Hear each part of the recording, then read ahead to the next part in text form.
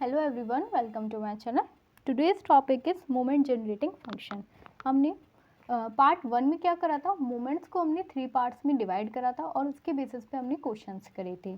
फिर पार्ट 2 में हमने करा था रिलेशन फाइंड आउट, यानी कि जो रिलेशन था mu dash and we are में हमने एक रिलेशन फाइंड किया था और उसके बेसिस पे क्वेश्चन किया था। अब है हमारा part 3, that is moment generating function, यानी कि MGF से हम शॉर्ट फॉर्म में कह सकते हैं। अब इसमें देखो क्या कहते हैं, इसकी डेफिनेशन अगर कहा जाए लिखने के लिए आती है कभी कभी, तो हम मान लें कि लेट एक्स क्या है, एक रैंडम वेरिएबल है। लेट एक्स बी आ रैंडम वेरिएबल। इसे हम रिप्रेजेंट करते हैं एम एक्स टी से। किसे करते हैं? एम एक्स टी से हम इसे रिप्रेजेंट करते हैं। तो हम लिखते हैं ई इंटू ई की power T X, E into E की पावर टी एक्स। अब हम लिखेंगे यहाँ पे 2 पार्ट में, या तो कॉन्टिन्यूस फॉर्म होती है और एक होती है हमारी डिस्क्रीट फॉर्म। डिस्क्रीट मतलब हम कह सकते हैं कि 1 पे कुछ वैल्यू दूसरी है, 1.5 पे अलग वैल्यू आ रही है, 2 पे नेक्स्ट अलग वैल्यू आ रही है। और हम कह सकते हैं कॉन्टिन्यूस में ये होता है कि -∞ से 0 से यहाँ तक की वैल्यू जो है सारी एक्स आ रही है या एक्स स्क्वायर आ रही है, कुछ भी, यानी कि कोई सा भी पॉइंट इनके आप बीच में से ले सकते हैं, तो उसकी वैल्यू जो है वो एक्स स्क्वायर ही आएगी। लेकिन डिस्क्रीट में ऐसा नहीं होता है, डिस्क्रीट में हर पॉइंट पे एक अलग वैल्यू शो करता है। तो डिस्क्रीट में क्या करना है, हमें समीशन करना होता है, समीशन इंटू ई की power T x into P x.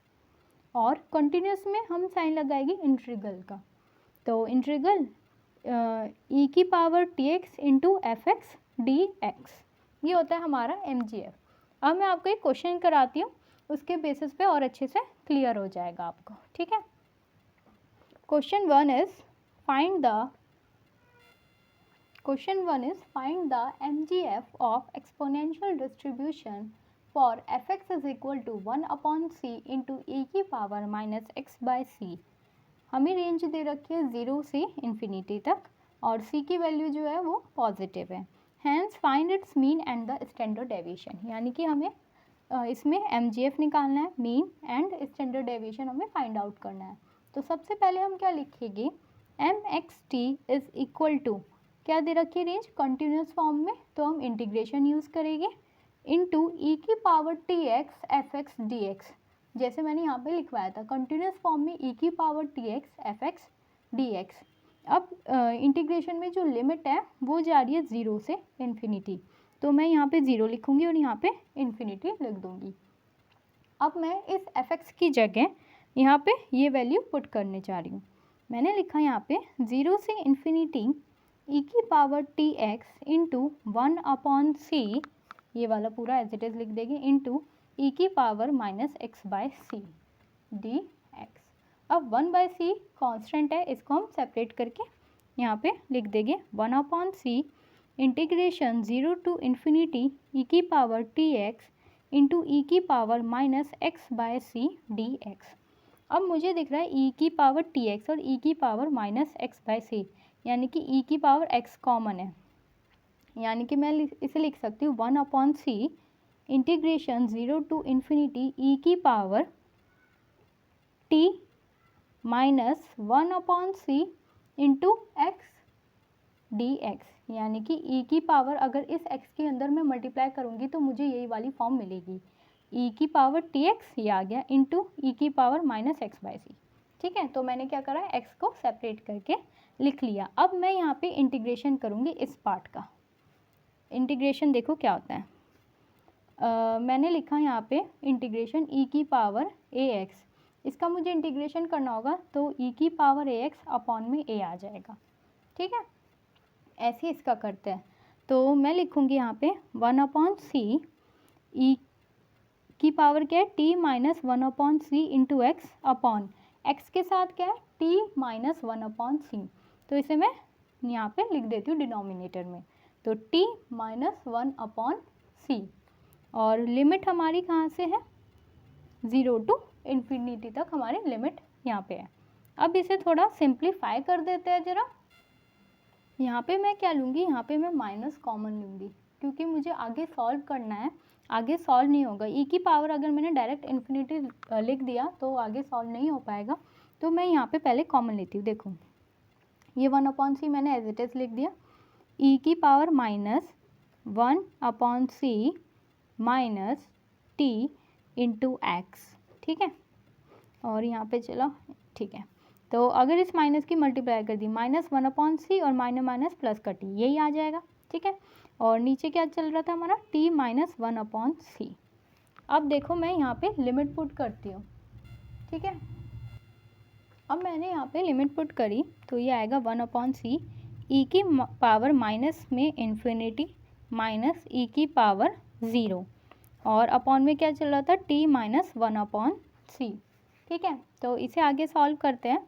तो 1/c, इसको मैं ये लिख सकती हूँ t - 1/c को ct - 1/c, सिंप्लीफाई कर दिया तो मैं यहाँ पे लिखूँगी ct - 1, और ये c जो है डिनोमिनेटर में यहाँ पे ऊपर चला जाएगा, और e की पावर माइनस इन्फिनिटी मतलब 0 माइनस e की पावर 0 यानी कि माइनस बना रहा है, ठीक है। e की पावर 0 1 और माइनस यहाँ पे था, ये c इस c से कैंसिल हो गया, तो ये आया -1/ct - 1। अब इस माइनस की मैंने इसे कर दिया ऐसे 1 - tc, ऐसे भी लिख सकती हूँ मैं। अब देखो यहाँ पे क्या करना है, इसको मैं 1 - tc की पावर -1 लिख सकती हूँ। इस पूरे की पावर 1 थी तो मैंने इसे उसे ऊपर लेके गई तो क्या बना, 1 - tc की पावर -1, ठीक है। अब मैं इसका एक्सपेंशन ओपन करती हूँ।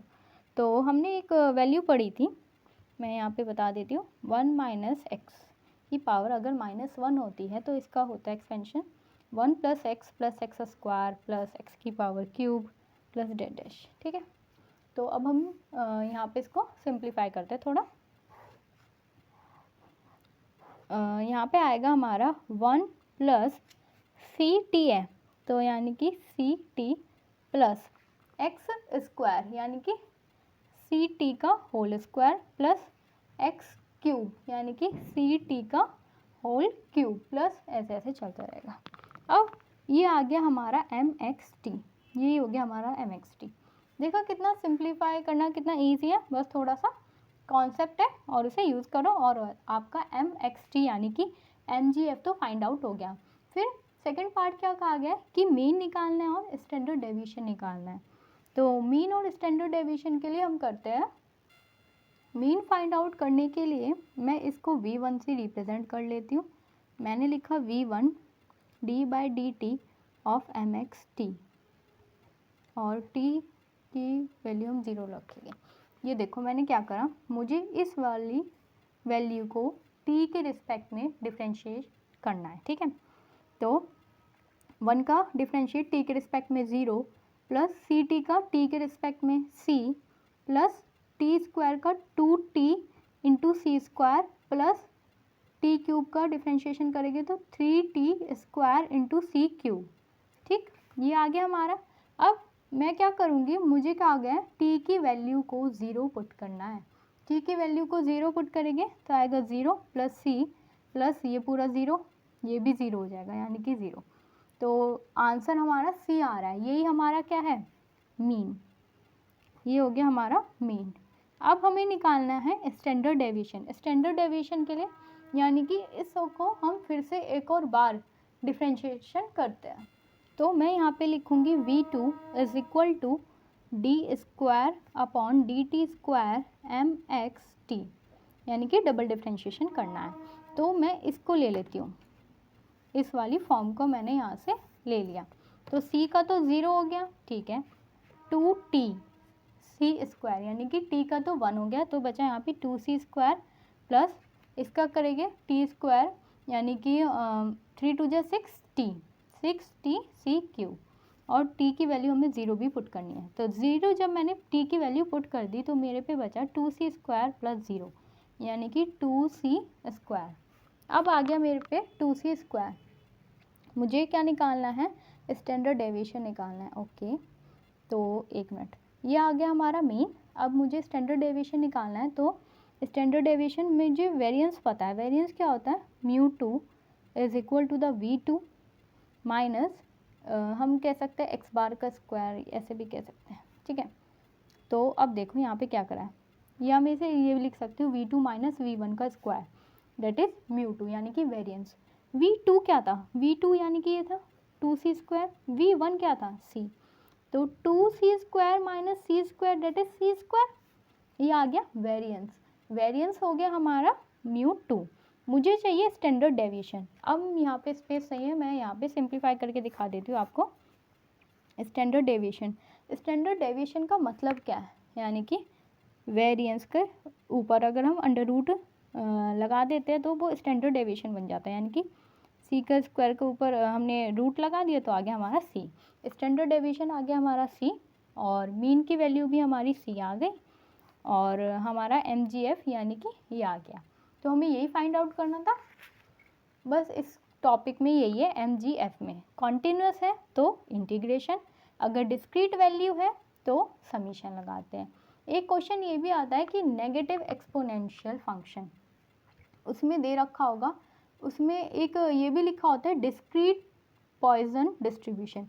डिस्क्रीट पॉइजन डिस्ट्रीब्यूशन से तो पता ही चल रहा है, डिस्क्रीट वर्ड से ही पता चल रहा है कि हम क्या यूज़ करेंगे, समीशन। और अगर कंटिन्यूस रेंज दे रखी है ऐसे तो हम यूज़ करेंगे integral. Okay, like share and subscribe my channel. Thank you.